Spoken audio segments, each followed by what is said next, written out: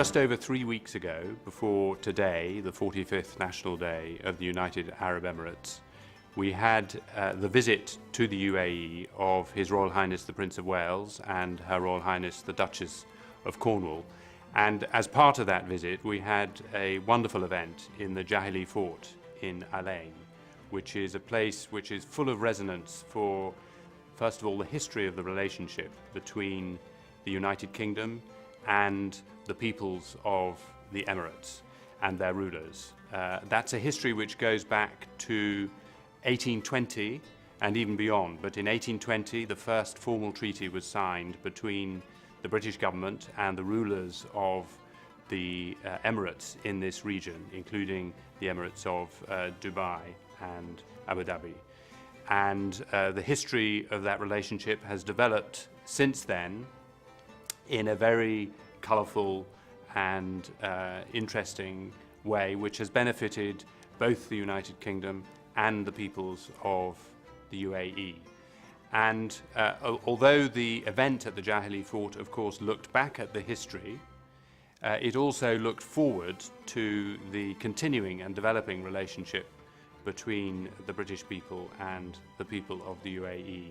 And among other things, we launched at the Jahili Fort a year of creative collaboration between the UK and the UAE, which is going to be a very exciting series of events of collaboration between Emiratis and British people in all sorts of areas of creativity and culture.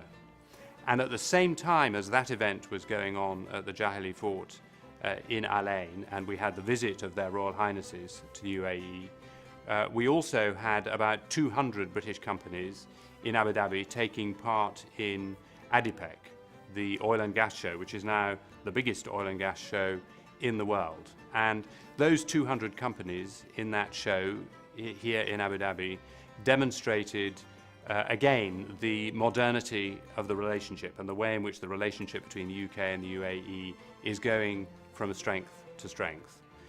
We have something like 100,000 British people who live and work in the UAE. We have about 5,000 British companies active in the UAE. We have something like 1.5 million British people visiting the UAE every year, and significant trade and investment between the two countries. The UAE is in fact the fourth biggest export market for the United Kingdom outside Europe. Trade between the two countries is now running at something like £13 billion a year and growing. And the Business Council of the UK and the UAE has set itself a target to double that figure by 2020. There is significant investment, as I said, flowing in both directions. The UAE has, for example, invested something like £1 billion in offshore wind operations in the United Kingdom. And as well as being partners for prosperity, the UK and the UAE are partners for security, because the security of this region is vital to the security of the United Kingdom. And through our Defence Cooperation Accord with the UAE and in many other ways, we are collaborating to try to increase and improve the security of the region. We are close allies in the coalition against Daesh. We are close partners in the Hidayah Center for Countering Violent Extremism, which is based here in Abu Dhabi. We are close partners in the Global Counterterrorism Task Force.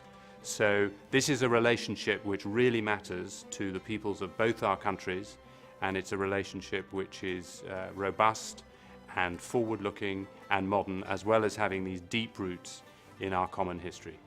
And so I wish the people of the UAE a very happy 45th National Day.